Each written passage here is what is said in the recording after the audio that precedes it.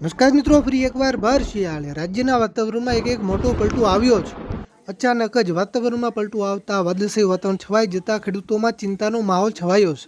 કારણ કે આ સમયગાળા દરમિયાન જો માવઠાનો માર પડે, કમોસમી વરસાદ પડે તો અનેક પાકોમાં નુકસાન જવાની ભીતિ પણ સેવાતી હોય છે। મિત્રો, આપણા અરબી સમુદ્રમાં વરસાદી સિસ્ટમ સક્રિય થતા આગામી 2 દિવસ આગાહી છે। રાજ્યના વાતાવરણમાં પલટો જોવા મળશે, વાદળછાયું વાતાવરણ છવાઈ જશે, પવનની ગતિમાં પણ વધારો જોવા મળશે।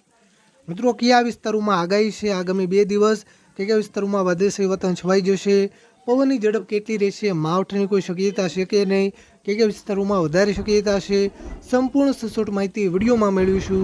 વિડીયો શરૂ કરતા પહેલાં ખાસ આ વિડીયોને લાઈક કરવાનું ભૂલતા નહીં। આવી જ રીતે હવામાનના કોઈ પણ ઉપયોગી સમાચાર સૌથી પહેલાં જોવા માટે આપણી આ ચેનલને ખાસ સબસ્ક્રાઇબ કરવાનું પણ ભૂલતા નહીં। તો મિત્રો, ખાસ સાંભળજો મિત્રો, આપણા અરબી સમુદ્રમાં અસ્થિરતા સર્જાવાના કારણે ભાવનગરથી લઈને જુનાગઢ, સુરત, નવસારી, ડાંગ, આવો, વઘઈ, ભરૂચ, અંકલેશ્વર, વડોદરા, આણંદ, ખેડા, અમદાવાદ સહિત રાજ્યના કેટલાક વિસ્તારોમાં વાદળછાયું વાતાવરણ છવાઈ રહ્યું છે। અચાનક જ વાતાવરણમાં પલટો આવતા ખેડૂતો ચિંતામાં મુકાયા છે।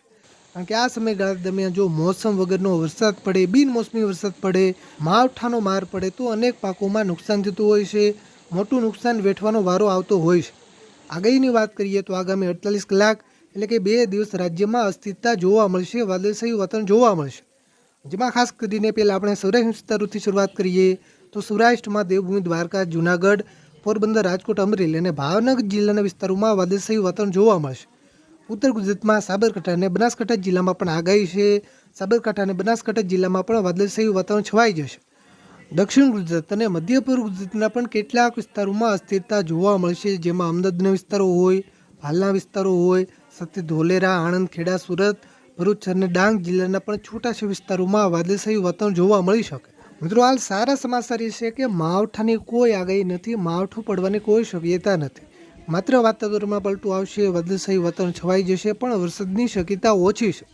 પવનની ગતિમાં સામાન્ય વધારો થઈ શકે। હવામાન વિભાગના જણાવ્યા અનુસાર કોઈ મજબૂત વરસાદી સિસ્ટમ સક્રિય ન હોવાના કારણે માવઠું પડે તેવી શક્યતા ખૂબ જ ઓછી છે। 2 દિવસ બાદ ડ્રાય વેધર એટલે કે ચોખ્ખું વાતાવરણ થઈ જશે। 2 દિવસ બાદ તાપમાનની અંદર પણ વધારો થવાનો છે। તો મિત્રો, આ હતા હવામાનને લઈને મહત્વપૂર્ણ સમાચાર।